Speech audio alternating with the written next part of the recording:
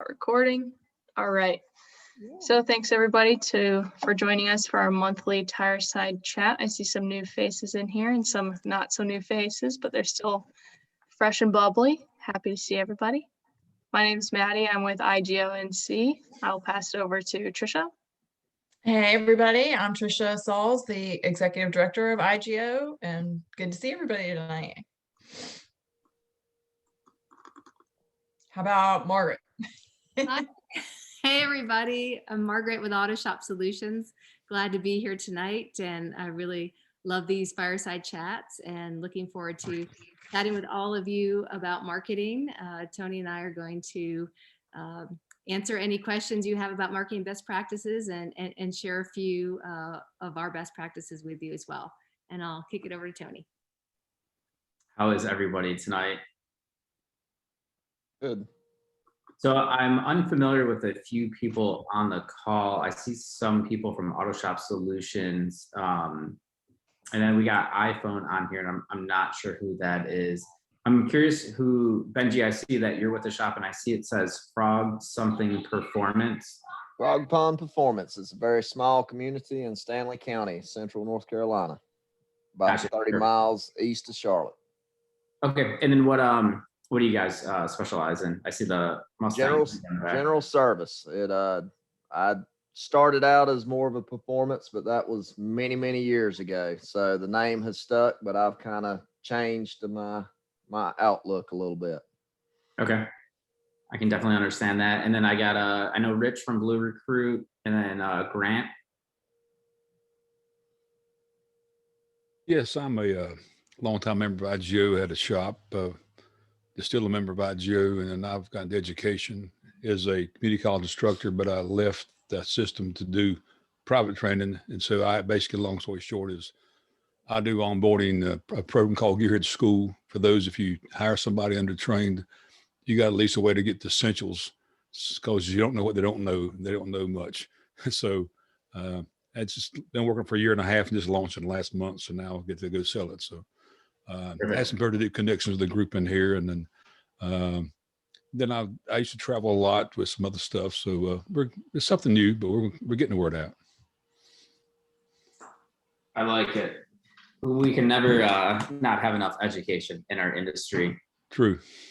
And then I have I know Taylor, John Hill. I'm here. And then are you with the shop, or what do you do there? We have some shops in Greensboro. Okay. And then who are you with? I'm with myself. You're with yourself. What's the name of your shop, John? I have several shops, Auto Trends, Jeep Guys. I have some motorcycle dealerships, so a lot of variety of names. So it's not just one name. Gotcha.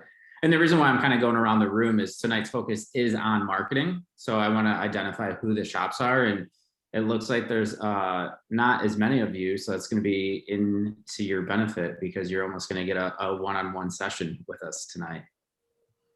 And then I got the last one I don't recognize is JW.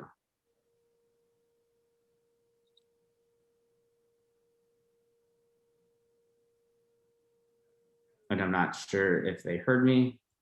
All right. They might be away from their camera or something. Yeah, that's what I was thinking too. Margaret and I kind of put together a list of questions and kind of really to get the conversation going. If you aren't a shop, marketing is still going to apply regardless of what type of business you're in, because it's always important for you to be finding new customers, right? So we can really open the conversation up to not only shops, but to other vendors on the call, because I'd love to see what you're doing from a marketing strategy, not only from a digital perspective, but something, street level, direct mail. Like, let's talk about it all tonight. Margaret, so if you kind of want to kick it off with that list and kind of do our first talking point, and we can just, really the goal for me tonight is just have a big open conversation. Pick our brains. We have 4 of us from Autoshop Solutions on the call. So we have Margaret, myself, Brian, Luke, and Taylor. So we all know marketing to some degree. We're all experts in different things. So ask away. Yeah, and the idea is that it is an open forum chat. So we're absolutely here to answer questions and looking at best practices. one of the questions is what do you consider your best practices? And your best practices might be different, a little bit different for every shop. What are some of the things that you found that you're doing consistently year after year? We thought it would be great to share a few of those things and see what other shops are doing as well. Specifically when it comes to, defining your goals and targeting your audience.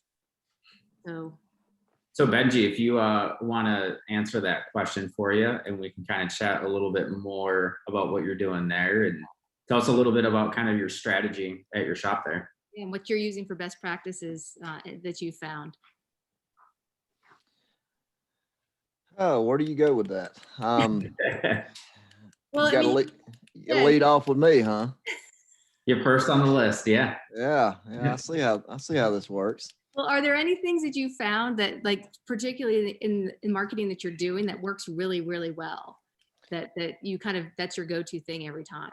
I'm going to be honest. I am out in the sticks. Obviously, with a name like Frog Pond, I am definitely out in the sticks, and I have lived here my whole life. I have built this shop from the ground up, and I am extremely blessed. I believe in just taking care of my customers. Word of mouth has by far been my best practice. Love being involved with the community. I've been heavily involved with the Boy Scouts for years and years now. That's awesome. We actually have shut the church has stopped all meetings for the past year, and I opened my shop up to my scout troop, and we have been doing our meetings here for the last 9 to 10 months in my shop, and been very fortunate. Obviously, we've got a lot of people who come in. One thing that I really enjoy, which is going on right now, is, and it's very small. It doesn't really reach out to a lot of people, but with customers, we got involved with a couple of different Girl Scout troops and bought many cases of Girl Scout cookies. And if you walk through my front door and you get anything done, you get a free box of Girl Scout cookies, whatever you want. And I know it's not much. That's not reaching out to people, but it's really made a difference with the couple of troops. They come to me every year now. So again, just going back to taking care of the customers. I'm sure Thin Mints go very far with a lot of customers. Like crack. Yeah. I mean, they're going to schedule their oil changes around when you have those Girl Scout cookies. Oh yeah, I would. They love it. I would get all my cars their oil changes in that time. So I think you are doing more than you realize you are. So community involvement is always huge. And there we go. Margaret's got some Thin Mints right there. So when I was a kid, I was always, I always wanted to be a Boy Scout and learn more about that and everything. So you're indirectly doing community involvement and supporting a local organization. And that's going to tie right into one of those Boy Scouts, or even the Girl Scouts, if you're inviting them in, or Brownies, I guess they are. That might spark some type of something in them. So when they become older, they're going to come back and see you, or maybe they even want to be a technician, right? And then we can do an apprentice program with them. So as far as community involvement, how would you say that having that Boy Scout group visit your shop, have any of their parents come to start getting service done? Absolutely. Again, even before the COVID, we did several different merit badges. I would bring a group of boys out. We would bring them out and do some of the automotive care merit badges. There's several different badges that we were able to get worked in here in the shop. And then by bringing the kids out, we also ended up, like you said, with parents, grandparents. It has definitely made a huge impact on the business for sure. And there's definitely different aspects of marketing. So you can spend money for acquisition to get new clients, and you can also do grassroots stuff, just like what you're doing. That really, it only costs your time, right? I'm curious if anybody else is doing anything that simply is only costing them time to get involvement in their community.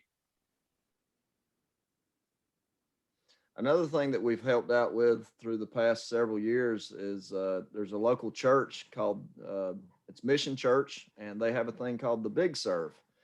We do a single mother's car care once a year. And that has really been a blessing, being able to pull vehicles in. We'll do everything from service, brakes, if they need tires, whatever, we take care of it, put the bill from front to back. And that actually, again, that went back, and people from the church that seen that we were involved doing that, we were able to get several people from the church that started coming out, and they became good customers since then.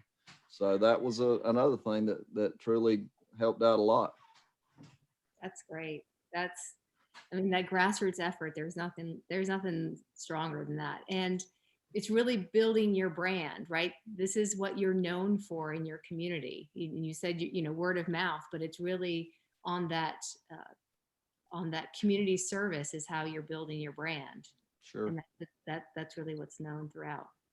So I'd like to get a different perspective. So I'm going to introduce Rich from Blue Recruit. So I met Rich at an internet summit in 2018 or 19, kind of when he was just getting off the ground. So he's had to take a little bit of a different approach for marketing because he's serving. So Rich, I'll give the quick intro to what he's doing. He's helping shops find technicians. So it's actually really cool. He's built a dashboard and a whole platform, but his go-to-market strategy is going to be a little bit different than a repair shop. So Rich, if you want to talk more from like a digital marketing perspective of what you've had to do to fold in to find, so he's looking for talent, and specifically right now nationwide, but with a focus in the Southeast, if I remember correctly. So Rich, kind of what's been your approach and what's been working for you for marketing? Yeah, thanks for having me tonight, and great to meet everybody. Our big thing is, obviously in the digital space, you can reach the most amount of people in the quickest amount of time. So we've done a lot of social media, and it's definitely been a learning curve for me, because prior to running the company, I've never sent a hashtag in my life. And you quickly have to figure out, one, what is a hashtag? And then two, okay, how does this whole hashtag thing work? And which hashtags are people listening to? But more significantly, really getting some quality social media posts out there. And what we've done is kind of a two-pronged approach: one, educational, and then two, humorous. Because frankly, what we have found, if all your posts are informative and talking about your company, no one really cares. People want to be entertained, as they're scrolling through their phone, and that's been really big for us. And then another thing has, at the end of the day, all business is local, so having some good search engine optimization at the local level for each one of your markets, and whether your shop's in Charlotte or Raleigh or Greensboro, at the end of the day, your workers, your employees are also going to be from Charlotte, from Raleigh, from Greensboro, and you got to find them there. And we've also even gone to kind of an old-fashioned approach of direct mail, but now we've incorporated a digital aspect to direct mail, where when someone receives, that mail in the mail, and they sign up, we can actually then track, hey, is that postcard actually working? How did that person find us? And so some of the old problems with direct mail, where you couldn't track that information anymore, now it is trackable. Now, and I'm sure, right, because of there's a digital page that they go to, and that's assigned specifically to that mail piece. Yep. I wanted to talk a little bit more about social. That always seems to be a hot topic and a really exciting thing that gets brought up pretty often. And I want to give kind of like a shout out, kudos to what the IGO has been doing as far as social. You guys are always on it and always are posting fun, engaging content. Maddie, if you're still on the call, do you want to talk a little bit of kind of like your strategy for the IGO and try to get more engagement and followers, or Trisha? Yeah, I can start, and then Trisha can pick up anything I missed. But coming into it, IGO has had a pretty solid following on social media. So we, just like any page, we are trying to still grow that audience, but we're more trying to foster and nurture that audience more than anything. And what we found is those memes and entertaining posts do 10 times better than any other content that we can possibly ever share. And we try to sprinkle that in, but having a page full of silly memes is not the best if you're like, it's great if you're a meme account or you're trying to go viral or whatever, but if you're a business page, which we are, that's not what we're trying to do. So it's also important to give your users information in the form of events or legislative content or anything else happening in the industry, as well as featuring your members and featuring the faces of the vendors. You know, people love seeing about each other and knowing that it's like an opportunity for them to possibly get their face out there too. So it's awesome. Yeah, I think everybody loves to see themselves online, right? So it's a really good opportunity to kind of capitalize on like a feel good moment for someone. Benji, I'm going to jump back to you about social, and Maddie brought up something about events, which I think is underutilized, especially from a shop perspective. When you're hosting the events for the Boy Scouts, are you, or even like any clinics or anything, are you doing any type of Facebook events right now? Well, some, yeah. And then what's your engagement or acceptance rates or interested? It's really been good. One of the biggest ones I had, we actually do an apprenticeship program as well. And I did a couple posts a while back with one of our students out here with one of my lead techs. And I think that got shared 8 or 10 different times. It was several thousand likes on it. So it did good for, you know, just something, just took a couple pictures and put it out there, you know, basically saying the, you know, really good having one of the lead guys showing the future, the way. So that was a good response. People want to see the personality, right, of your shop and the things you're doing, and connecting.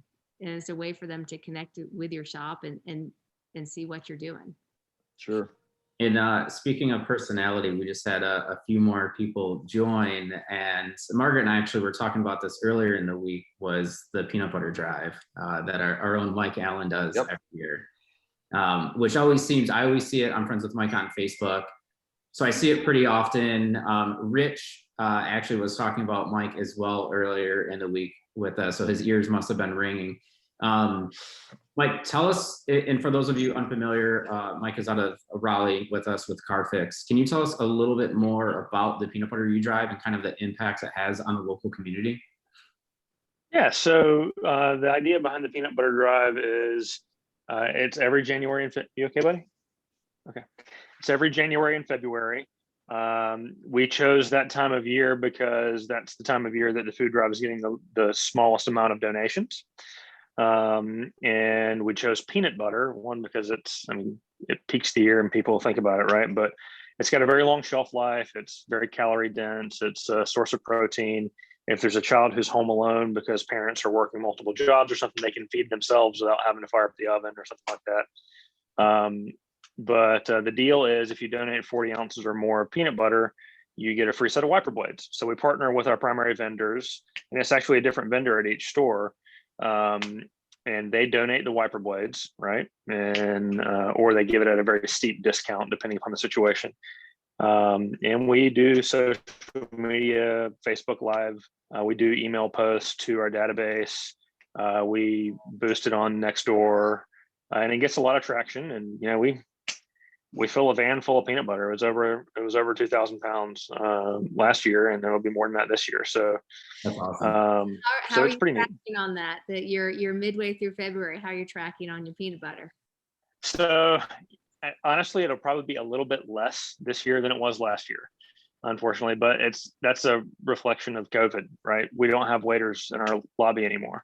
So before, when we did, we had 5 or 6 people a day at least in the Raleigh store, and 3 times that in the Garner store, that would come in and they'd say, why is there a mountain of peanut butter in your lobby?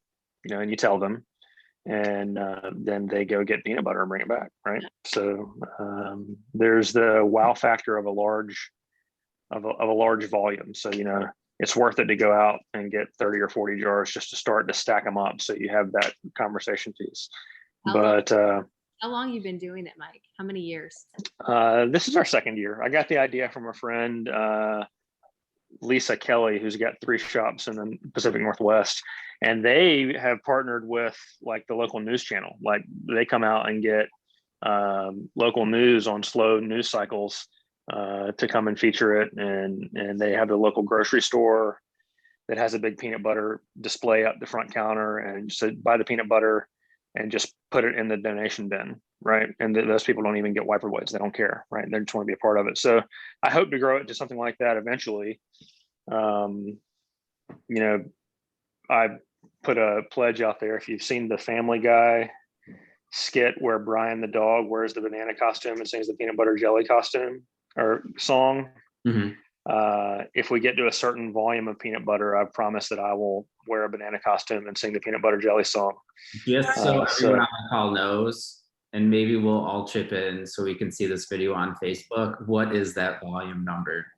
We're already there, man. So I actually have a videographer coming out Saturday to the shop to do some employee bios and some customer testimonial videos, and I've got the banana costume and the maracas in my book bag ready to go. So it'll be pretty ridiculous.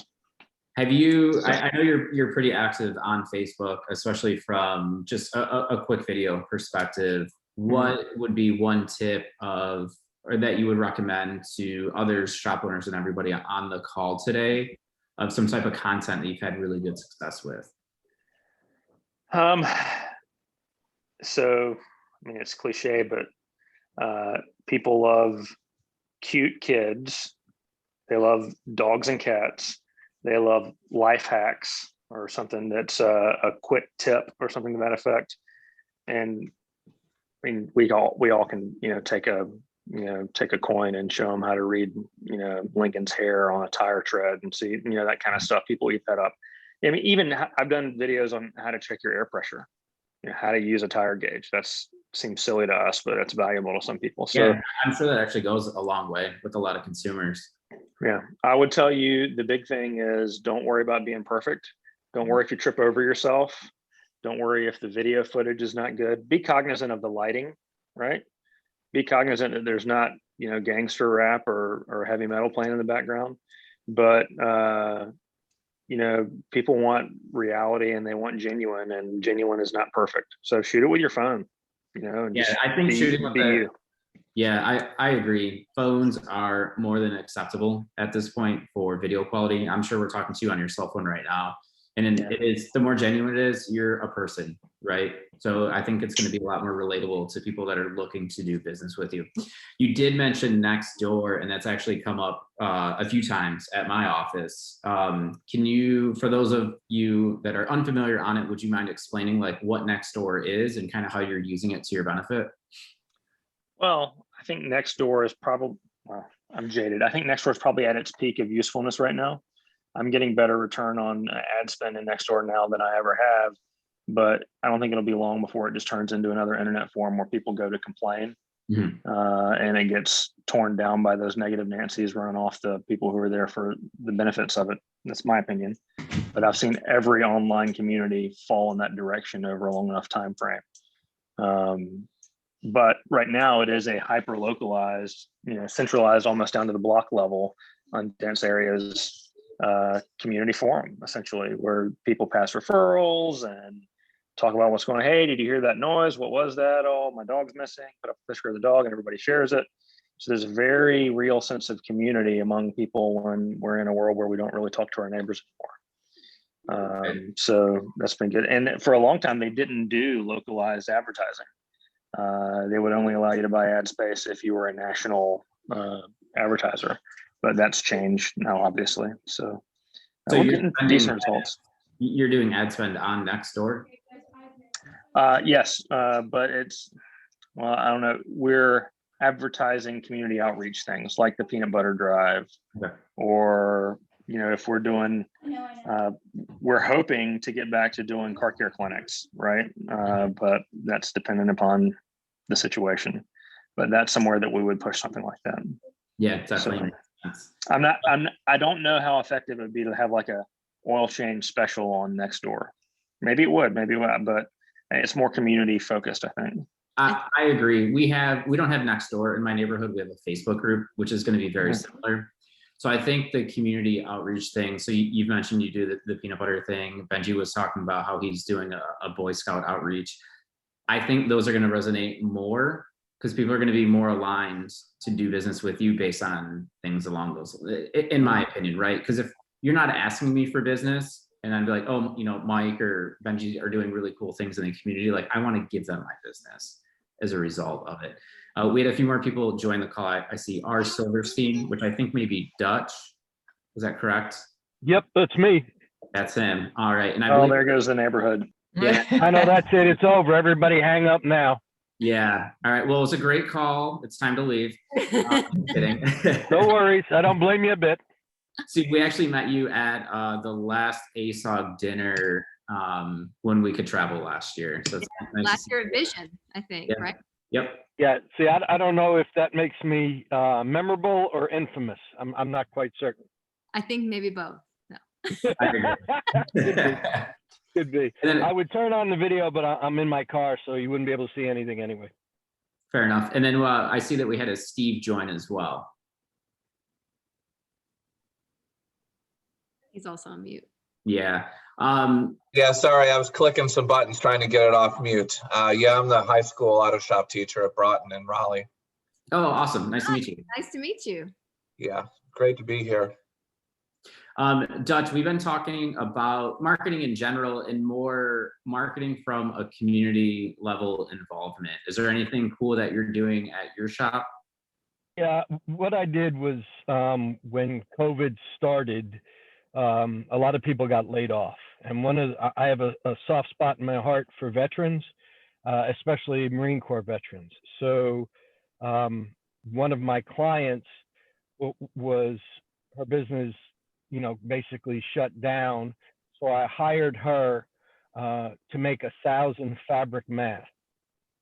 And I took the masks and distributed them to first responders and to kidney centers for dialysis, so that the people that were having dialysis could have cloth masks, because at the time they weren't really, weren't available. Then I had an offer where, and it's on my Facebook page, where if someone used a food delivery service and kept their receipts, I would pay for that delivery service for up to $20 or up to $40 worth of credit for services. If they want, they could get paid in cash. If they were to get food for a neighbor who was at risk because of a medical condition or was elderly, I would pay for that as well. So that's pretty much that, and a couple of other things along the way, supporting local business by making sure that I was going to be the change that I wanted to see in others. Very admirable. I did see a lot of shop owners at the beginning of COVID go to local businesses and purchase a bunch of gift cards to help support a neighbor, and then give those out as gifts to the clients they were working with, first responders. Did you do anything like that? No, what we did was say that if you had receipts, you just bring them, and I would redeem them for the food. Perfect. And what was really surprising was that when I made the first video, I had customers that were sending me money to do that. They didn't want to do it themselves. So the first, I set aside $1,000 to do that. And then I got another $1,000 check from a customer or former client. He's 4 hours away, and he stays in touch with my Facebook page, and he just sent me $1,000. So that allowed me to do more. And then people started following suit. It was pretty cool. That actually is really cool. Very cool. That's very cool. So did that, what has been the continuation? Has there been any continuation, or what has spawned from that activity? Well, you get a lot of people that come in and tell me, and I didn't market this to anybody except existing customers, you know, because I didn't logo the mask, because in my estimation, during a pandemic is not the time to promote your business. Right. The time to promote your business would be later. Right now, my focus was just taking care of the members of my community. The only other thing that I did too was so many of the food service workers were laid off working in bars and restaurants, that if they needed car repairs, they could just come up to me and we would take care of it. Nobody had to know. It was not to embarrass them or any of that sort of stuff. My staff was all set up for it. If they wanted to work out a payment plan that took 6 months, oh, okay, that's fine.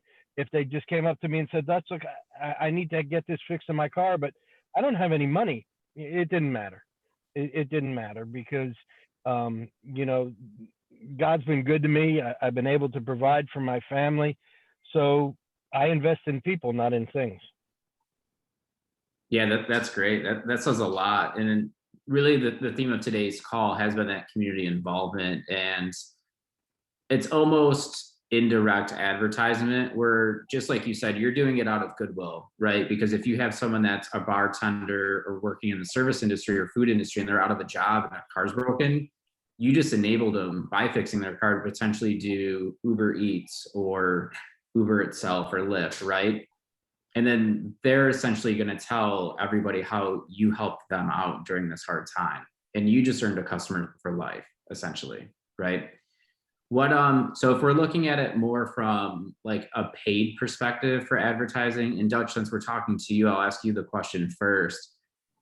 What's your biggest focus for new customer acquisition from a marketing perspective? Is it a strong SEO campaign? Is it a strong pay-per-click campaign? Well, what I have is, and I've just gone, my avatar are people that are my age to my ideal customer, my age to 45 years old. And those people have more time, more money than they do time. So I market to the clients that I have built up over the last 22 years. I just wanted them to, you know, I do that through Facebook. For example, when somebody comes in, I handwrite thank you cards. And then if someone goes out of their way to do something because we have people that will drop off money and say, listen, times are tough, put this aside. And if somebody is shy on their repair, so I'll send them gift cards. They don't have to be super expensive. Like, for example, if I know a family has got a bunch of kids, I'll send them $25 worth of Wendy's gift cards that I buy at Sam's. Mm-hmm. And it's in a handwritten, really nice thank you card. I had a printer make them out of heavy stock, and people have come in and said that they thought they were getting a wedding invitation. It's not like a postcard that's pre-printed out to thank you. Each one is tailored for that individual, and each thank you card message is personalized to them as best we can, and we rotate the message every month so that if somebody comes in and brings 3 of their family cars in within a month, they don't get 3 of the same thank you cards. They're different, which shows that effort is being made. Mm-hmm. When we wind up through that. That's you, right? Sorry? You write the card yourself? Yes. Yeah, that personalized message goes very far. That's gold right there. I mean, you want to talk about a customer feeling appreciated and, you know, the loyalty. Wow. Yeah. So what happens is I have Roberto, who is one of my service writers, and his penmanship is so much better than mine. I mean, it's you know, the only way somebody's going to read a card that I actually wrote is if they're a pharmacist, because I could have had a doctor's handwriting in another life. So what happens is we go over the message, he handwrites out the message, and then I turn and personalize it in my own chicken scratching and sign it Dutch and the crew of A&M. You know, and if we know, for example, because we built a relationship, we know the dog's name, say hello to the dog for me. You know, how did your daughter do when she did this? You know, that kind of stuff. So people realize that they're not just a number. It's personalized attention because I'm their advocate. I love it. That's great. So that's an amazing retention tool to make sure that base is coming back in to visit you. What's your favorite way to find new customers? You know, I'm struggling with that. I'm going to be I'll be absolutely candid here. I can't relate very well to the 18 to 30-year-olds. Because for me, what we have is, I was raised, everything is done on one-on-one, a handshake. If you have questions, if you're a new customer to my shop, right? You're someone who's read a Google review, or you got a referral and you show up to the shop. The first time you show up, we have them show up 15 minutes early. We have masks at the desk if they don't have it. We have all the COVID protocols. And the first thing that they're going to wind up doing is they fill out an intake form that's 2 pages long. And on the intake form, I ask questions that, like, what does the car mean to you? Is it just a conveyance? Do you own the car? Do you lease the car? If you lease it, do you have plans on buying it? We tailor all of our services to the needs of the client, so that basically, if someone has leased a car and all they're interested in is doing the minimum, because every year or every 3 years they get in, their car care needs are going to be different than someone who says, it's not a car, it's a member of the family. My granddad gave it to me. Mhm. Right. So and then I walk them through the shop and I introduce them to the text, because I want them to know who it is. I don't want them to, we're not a nameless, faceless entity. Right. You have We're some a local personality shop. behind your business. Yeah, we're a local shop. I'm a little bit off the beaten path. I'm not on a main thoroughfare. And I want them to know that we don't operate like a lot of other facilities do. In that, for example, when people will say, number one, this doesn't look like any auto shop I've ever been in, because that's the way I designed it. And then I tell them, well, not only are we different in appearance, we're also different in the way that we do business. We don't have a commission structure here.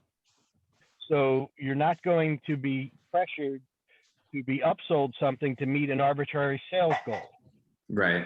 We don't do a lot of the things that in my estimation have caused the reputation of our industry to suffer. Yeah, that's definitely a good point.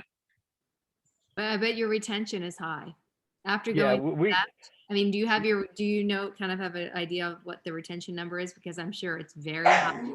It's very high. I can tell you that I started 22 years ago and I'm on my 3rd generation. I found people through, I'm real big in the Marine Corps League, and I found people through church. Now, I don't attend church, but they found me because they were through the Marine Corps League. And they were in their 60s and sometimes older, and they brought in their kids, and then their kids were now driving and they brought in their kids. So for me, I have a hard time relating to people through text. Right. My primary customer, again, my primary client, my ideal avatar is the person who wants to find somebody that they can trust, who knows that they have their best interest at heart, that they can look in the eye, shake their hand. Well, now they can do a fist bump because nobody shakes hands anymore. Talk to on the phone and get to know them. One of the biggest, it seems funny, but it seems counterproductive. One of the ways that I got a lot of people to continue to come back is when we did have waiting room open, people would hear me say, here's the deal with your car based on your needs. I wouldn't spend any more money fixing it, because you have 178,000 miles on it. Your trans is slipping. You have your air conditioning compressors making noise, and you actively discourage them from spending money on that vehicle, because what's going to happen if you take care of that big repair, and 3 months later, they're going to be back with another huge ticket. That, when I hang up the phone and people hear you do that, or they see that in person, they're like, wait a minute, you're just telling somebody to not, because it's not in their best interest to fix their car if it's in that circumstance. And when they see that you're turning down money because you're thinking of what's in someone else's best interest, that engenders a sense of trust and loyalty that you can't buy. Yeah. So you have probably one of my favorite website URLs. It's DutchFixMyCar.net, which I think is great, very clever. So you're talking about you have a hard time either connecting with or getting in that almost millennial crowd. So from a website perspective, are you hopping on at all and looking at your Google Analytic information to see who is clicking your site and who is interacting with it? I can't tell you that because I look at it, I get the reports, and I don't know how to interpret it. I'm going to be, again, I'm being honest. I know that I track, and I begin because I'm in the car and I don't have the number off the top of my head. I can tell you how many new clients we have. I can tell you the retention. I can tell you insofar as if we see 4 people that value what we have, we're going to keep 3 of them. The people, it always drove me bananas when we were going to restaurants to see younger people that were, if you might have 4 of them sitting at a table and they weren't looking at one another. They were staring at their phones and they're texting one another, but they're not talking. Right. They're communicating via text. And I'm like, put your phone down. This person's supposed to be your friend. Talk to them, for heaven's sakes. But that's not something that they do. So I can't, for me, a guy my age, I'm over 60 years old. I have a hard time relating to that. I don't know what to do with that. People have suggested I should get an Instagram account and then get an influencer to come by the shop, and there's all sorts of suggestions, but it seems and when the influencer comes by, you offer them free services. I don't want to bribe anybody to become my customer. Yeah, I think you could solve it a lot simpler than try to go with an influencer route. Yeah, you don't have to go that far on it. Yeah. Right. So one of the things, an initial suggestion is make it easier for that millennial to do business with you. So you're telling us about that intake form you have, that's a few pages. And I'm assuming they're filling it out pen and paper when they visit, correct? Yeah, we do have, I did go to a texting. I use, I don't know if I could say the name, but I use a company for texting, and we text follow-ups 3 days afterwards. And, we do all that stuff via text. We ask for Google reviews via text. I suspect what you're driving at is have that intake form set up via text. Is that right? Right, or digital right on your website, where after they book the appointment, your service advisor can send them a link to your website so they can fill it out. And then you export it over as a doc, print it. So that way when they come in, you're, removing that hurdle from when they get there. Because I don't know about everybody on the call, but anytime I go to the dentist or the doctor, I always have to update my form. And, I feel it's something I could have done online before I visited. Because I'm your who you want to come to your shop. I have 2 European cars in my garage. I see that you primarily work on them. My average repair order, unfortunately, I like to say it nickel and dimes me, but it's more of a dime at this point. So I'm who you're looking for online, essentially. Okay. No, I mean, there are some really good points that have been made here. It's a complete paradigm shift for me, because again, with my age and with the history that I had in building, now what I face is that my first generation, the people that have been with me for 15, 18, 20 years, or, up to 22 years, they're either, and this is unfortunate, they're either passing on, or they're going to retirement communities where they don't have to drive anymore, or they're surrendering their license. So I have to replace them. And I'm having a difficult time embracing the idea of replacing them with someone who doesn't want to look me in the eye. Yeah, so it's great that you moved over to a texting platform. Mike, what are you doing at your shop to interact with people who would prefer a digital type communication?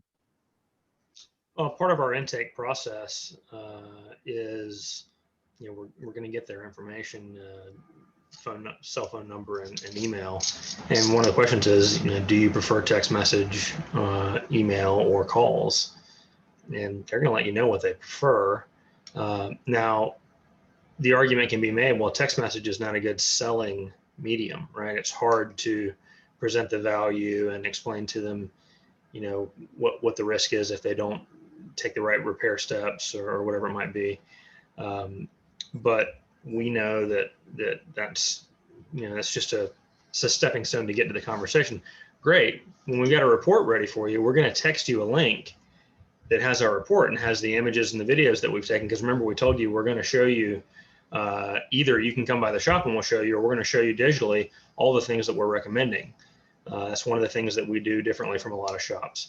So I'm going to send you that text message, and I'll get notified when you open that report, and I'll give you a couple minutes, and then I'm going to give you a call so that we can talk about it, and I can talk you through what you're looking at, because a lot of that stuff might not make any sense to you when you look at a picture of it. So it's just part of the intake process. It's like everything else. If you manage the process appropriately from the beginning, it makes the later steps so much easier, right? Mm-hmm.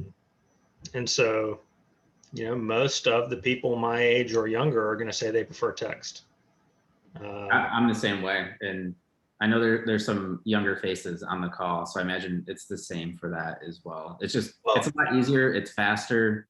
I don't have to make a phone call. And then for my job, you know, I'm working with shop owners every single day, and a lot of them are actually very text friendly.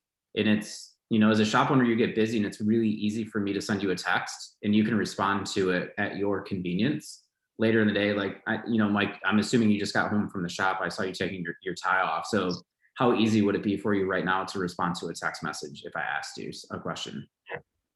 Well, and yeah, it would be, and that happens, right? So I got a text message Saturday from a client who had a problem after repair. That happens, right? And because, you know, they text our main shop phone line, and it's integrated with our software, and it just pops up, I get a notification, right?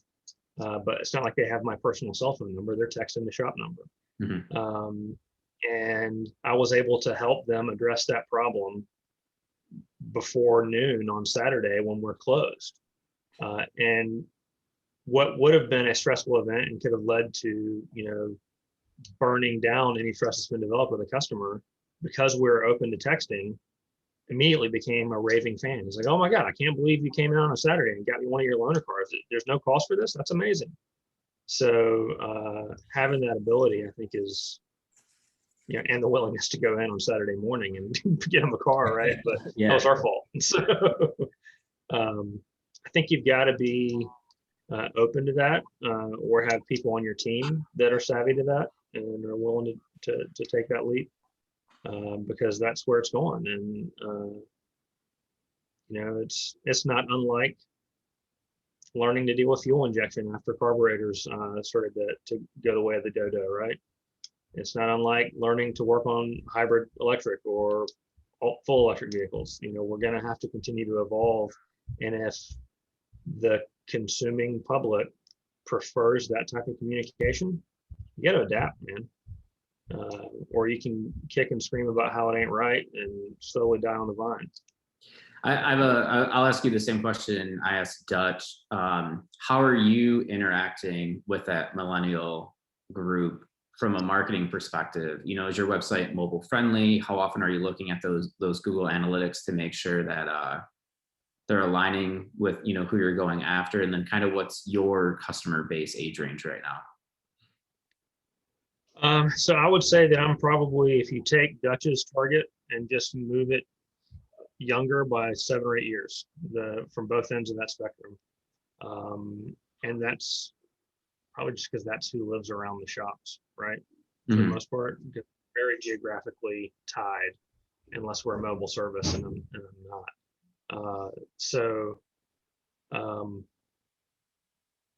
I'm trying to reevaluate our value statement, right? What are our 3 uniques, right?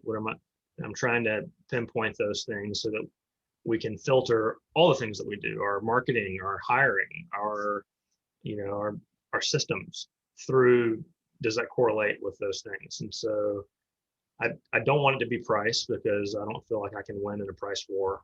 So it means it needs to be quality, it needs to be convenience, it needs to be what? I don't know. So it's probably going to be community marketing, right?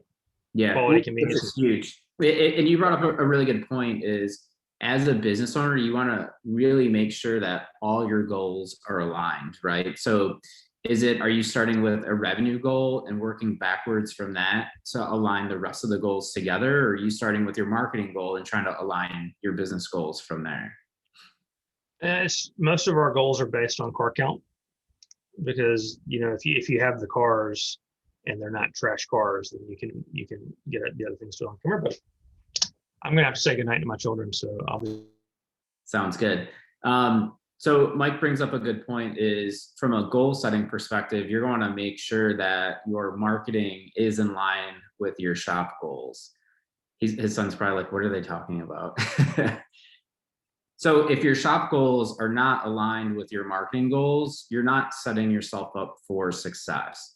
So one of the things that we ask during our sales process at Autoshop Solutions is, what kind of shop are you, and what kind of shop do you want to be? Are you a $600,000 shop that's trying to be $1 million shop? And then how does your marketing budget align with that? Are you marketing like a $200,000 shop?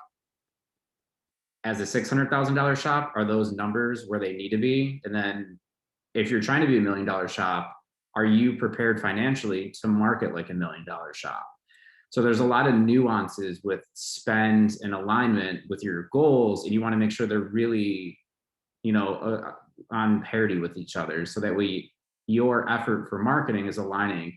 Mike just said that he's aligning to a car count goal, and I'm sure he's reverse engineered that number. He knows how many phone calls he needs to get one new car. And then I'm going to put you on the spot again because you're still on my screen, but do you know that number? 6. It's 6 calls per car is where we stand. So. And then Dutch, do you know that number? I don't have any idea if that's good or bad. I don't know what the industry standard is, but that's where we sit. It might be terrible. No, I don't know what that number is. Okay. And then Benji, do you know that number? I will say no. So that's a strong number to know. I would say a strong service advisor is typically closing between like 20 to 30% of inbound phone calls. So Mike, I would say, if I'm doing quick math, I think 1 out of 6 is about 15%, maybe closer to 18%. So you're like right on par with that. So knowing those numbers is very, very important to be successful, because if you want to grow your business, if you want to open a second location, you need to make sure you have the right marketing behind you to grow your business that way. And it's not just, once we're looking at that homogenized number of, X amount of phone calls equals X amount of new customers, then we really need to start looking at what avenues are these calls coming from. Are they coming from Nextdoor? Are they coming from like a pay-per-click campaign that Rich was talking about earlier in the call? Are they coming from a peanut butter drive? So you really got to think of it, in the term that's been coined right now is omni-channel marketing. So as a business owner, and I'll leave you with this question: are you visible everywhere you need to be online right now? And if you're not, what are you doing to change that today?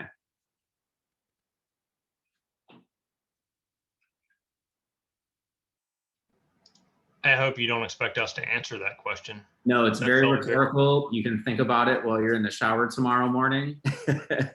And then if you guys have any marketing questions, I'm always around. Feel free to text me, shoot me an email, a LinkedIn message. I'm probably friends with most of you guys on Facebook, so you can reach out to me on Facebook. I'm always around. I love answering these type of questions. I love watching shops grow. I love watching the numbers change and really shops having that aha moment. There has been a few questions in chat. Mike, you're asking about a referral program or asking for referrals. And Benji says no. What are you doing for that right now? In 30 seconds or less, because we're at time. I'm working on a brand new referral program that I'm trying to get implemented by the end of the month, but I've ordered these little metal referral cards that have VIP experience on them, and on the back they're going to have I want you to love your mechanic like I love my mechanic, and there'll be a little QR code, and that QR code is going to take them to a special landing page on the website with an appointment form for a VIP experience at CarFix. Got to determine what that's going to be. I don't know if it's going to be valet service and a car wash included with anything they do, or if it's going to be a free oil change or whatever. but we'll give these to our ideal avatar clients and say, I really appreciate you and your trust in us. And I get a lot of choice, the whole spiel, and give them 2 or 3 and say, I would really love it if you would pass these out to some people that you think would appreciate our service. On the appointment page on the website, it will have who gave you your VIP card. So we'll know who it was so that we can send them a thank you gift as well for handing them out. So that's the new plan. It's kind of that like exclusivity Gmail approach, right? Because I could only get my Gmail account before someone else had to have one, and they had 5 to give to me. So I like that. Yeah, great. Mike, you know, me and Maddie starting this car wash thing. We might be able to get you fixed up on that. Heck yeah, we're gonna make millions. We gotta spend millions before we can, but we will be turning it fast. Awesome. Borrow it. Money's cheap right now. That's right. Money's cheap. Before we go, I know it is, we are past time, so if you do have to leave, go ahead. But I want to talk about something that wasn't covered yet was shop reviews. And I know, Mike, you just had a very interesting review experience. And I don't know if Zach, if you're still there with Broadly, he can also speak on reviews. So Mike, if you feel comfortable sharing your review experience, I'd love to hear about it. Sounds interesting. What happened, Mike? So this is one of those once every 3 or 4 year situations, right? We had a client who's been coming to our new shop since it was the previous business. And over the years, the car has just gotten steadily more disgusting on the inside and gross. And the guy's a heavy smoker. He literally walks up and puts the ash for cigarette out in his shirt pocket, and his pocket's got little burn in the bottom where ash falls out, and he just ashes in the passenger seat of the car, and it's just like a pile of ashes and cigarette butts in the car. And my only employee who is a smoker was the one that used to get in the car, and he'd like put a mask on and seat covers and roll the windows down and everything. But it got to the point that it was even making him gag. I was like, man, we just can't keep doing it. And his average repair order was like $60. It was just terrible. There was no way it was going to be a win. And so I called and said, sir, I hate making phone calls like this, but I really wish, I could take care of your vehicle, but we can't right now because of the condition on the inside and the odor. I do have a detailer. If you'd like, I can connect you with a detailer. And after we got the interior detail, we could, and I didn't even get that out. And he just started cursing at me and everything else. And, you're an SOB, you're an a-hole, quack, quack, quack. He showed up I was on a Zoom actually when he showed up, but I heard him pound on the front door because our lobby got a big sign that says, please wait by the front door, we'll meet you in the lot, because we have a very small lobby in the shop. And I looked up at the camera and it was there, and they handed us, here you go, sir. He goes, fuck you, walks away. And so he left us a really scathing review on the Better Business Bureau. And we all know the traffic that the BBB gets these days and how relevant their reviews are. So I responded to him, and it was a much snippier response than I typically do. I don't think it was too bad. No. But I said, I've been doing this for 20 years, and it's the worst I've ever seen in 20 years of doing this. And my employee, who is a smoker, said that he can't justify getting in the car anymore. And I respect my people too much to do that. Yeah. And just by the way, if you ever do decide you want to come back, you've been disqualified for getting service here because of the way you spoke to my employees. I'm sorry. Yeah. Happy life. Good job, Mike. Yeah, good that you responded and then just move on. That's what you do it. It was more amusement than anything else. I just wanted to make sure it wasn't a really big folly being snarky as I was. Usually it's because, when you're responding to a 1-star review, you're not responding to the angry customer. You're responding to all the people that are going to look at it later. Exactly. Right. That's what they want to see. They want to see, because when stuff goes wrong, they want to see how you handle that. Well, and there are going to be at least 4, maybe 5 people over the next 10 years that check my BBB reviews. So I couldn't help but notice it was a mind-spraying email address from the reviewer as well. So clearly an internet savvy guy all the way around. He was probably on his Netscape browser when he filled it out. So. All right. Well, everybody, this was a great evening tonight. Thank you all for coming and chatting with Tony and myself about marketing and what you're all doing. I'm so interested in listening to, especially what everyone's doing in their communities, right? That's such a foundational piece for your brand and your grassroots marketing. So great to hear what you guys are all doing, and thank you. I will say one for those in the Triangle chapter, we are, Tony will be speaking in the March meeting and talking about Facebook. So we would love to see all of you again in March and do some more specific on social media and Facebook topics. Looking forward to it. Everybody have a great evening. Thank you, Tony, for guiding us with some questions tonight. Thank you, Trisha and Maddie, for having us here. And thank you, everyone, for coming. And it was so great chatting with all of you this evening. Absolutely. Thank And y'all. just if anybody's not in the Triangle chapter, you're welcome to join us.